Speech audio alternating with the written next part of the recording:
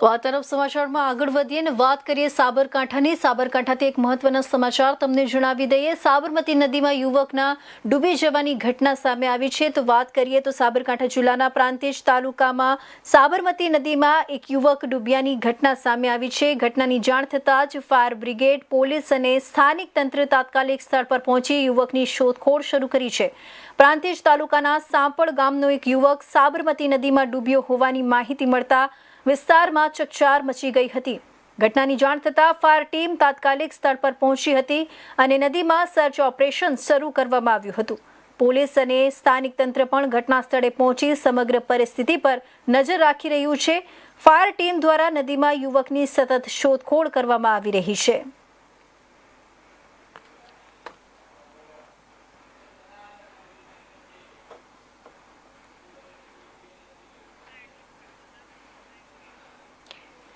સાબરકાંઠા જિલ્લાના પ્રાંતિજ તાલુકામાં જ્યાં સાબરમતી નદીમાં એક યુવક ડૂબ્યાની આશંકાએ સમગ્ર વિસ્તારમાં ચિંતાનું વાતાવરણ સર્જાયું છે. ઘટનાની જાણ થતાં ફાયર બ્રિગેડ, પોલીસ અને સ્થાનિક તંત્ર સ્થળ પર પહોંચી ગયું છે અને યુવકની શોધખોળ માટે સર્ચ ઓપરેશન શરૂ કરવામાં આવ્યું છે. તો આ તરફ સાબરકાંઠા જિલ્લાના પ્રાંતિજ તાલુકામાં સાબરમતી નદીમાં એક યુવક ડૂબ્યા હોવાની માહિતી મળી રહી છે. યુવક ડૂબ્યાની આશંકાએ સમગ્ર વિસ્તારમાં ચિંતાનું વાતાવરણ સર્જાયું છે. ઘટનાની જાણ થતાં ફાયર બ્રિગેડ, પોલીસ અને સ્થાનિક તંત્ર સ્થળ પર પહોંચી ગયું છે અને યુવકની શોધખોળ માટે સર્ચ ઓપરેશન શરૂ કરવામાં આવ્યું છે. સાબરમતી નદીમાં એક યુવક ડૂબ્યાની આશંકાએ સમગ્ર વિસ્તારમાં વાતાવરણ ગમગીન છે. સાબરકાંઠા જિલ્લાના પ્રાંતિજ તાલુકામાં સાબરમતી નદીમાં એક યુવક ડૂબ્યાની ઘટના સામે આવી છે. ઘટનાની જાણ થતાં જ ફાયર બ્રિગેડ, પોલીસ અને સ્થાનિક તંત્ર તાત્કાલિક સ્થળ પર પહોંચી યુવકની શોધખોળ શરૂ કરી છે. પ્રાંતિજ તાલુકાના સાંપડ ગામનો એક યુવક સાબરમતી નદીમાં ડૂબ્યા હોવાની માહિતી મળતા વિસ્તારમાં ચકચાર મચી ગઈ છે.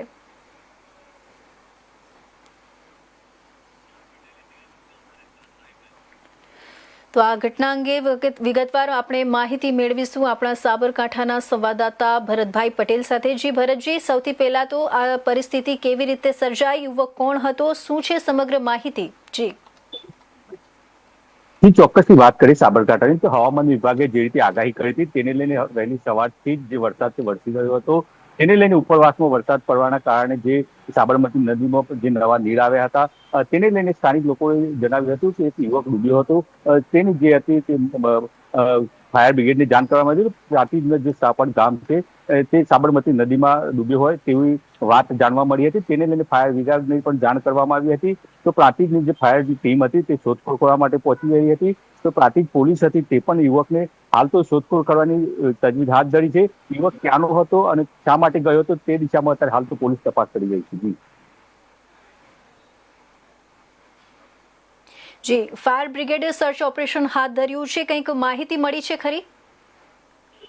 જે હાલ તો સ્થાનિક લોકોનું જણાવવા મુજબ કે યુવક ડૂબ્યો છે તેવી હાલ તો જણાવ્યું છે, પણ ફાયર બ્રિગેડ કહી શકાય કે 1 કલાકની જહેમત બાદ હજી પણ તપાસ ચાલુ છે. હજી યુવકની જે મળ્યું નથી. હાલ તો ફાયર બ્રિગેડ પણ અંદર તપાસ કરી રહી છે. ઓકે, લાપતા યુવક સામે કંઈક કાર્યવાહી, લાપતા યુવક સામે કંઈક યુવક કેટલા ઉંમરનો હતો, કંઈક કયા એની કોઈ વિગત મળી ખરી છે? જી હાલ તો કોઈ અત્યારે હાલ તો યુવક ક્યાંનો હતો, શા માટે નદીની કિનારે ગયો હતો તે દિશામાં હાલ તો તપાસ કરી રહી છે. અને કહીશ તંત્ર દ્વારા વારંવાર રજૂઆત કરવામાં આવી છે કે સોશિયલ મીડિયા પણ અને મીડિયા દ્વારા પણ જાહેરાત કરવામાં આવી છે કે જે આગાહી પ્રમાણે કામ સિવાય ઘરની બહાર ન નીકળવું જોઈએ. કે કોઝવે હોય કે અન્ય જે પૂરવાળો વિસ્તાર હોય તે જગ્યાએ જવું ન જોઈએ. તેમ છતાં પણ આવા યુવકો સ્ટન્ટ મારવા જતા હોય છે કે શા માટે જતા હોય છે, હાલ તો પોલીસ તપાસ કરી રહી છે. સ્થાનિક લોકો આ બચાવ કામગીરીમાં હાલ જોડાયા છે કે નહીં, શોધખોળ કરી રહ્યા છે કે નહીં? હાલ તો જે સ્થાનિક લોકો છે તે બતાવી રહ્યા છે કે ફાયર બ્રિગેડ વાળા જે ટીમ છે તેમની જે સ્થળે ડૂબ્યો છે તે સ્થળની મુલાકાત કરીને તે જગ્યા હતી તે જગ્યા બતાવવામાં આવી હતી અને ફાયરની ટીમ છે તે અંદર જઈને તપાસ કરી રહી છે. હાલ તો કહી શકાય કે 1 કલાક ઉપર જે સમય છે થઈ ગયો છે, પરંતુ હજુ સુધી જે યુવકની જે મૃતદેહ છે તે મળ્યો નથી અને હાલ તો તપાસ ચાલુ છે. જી ભરતજી, ખૂબ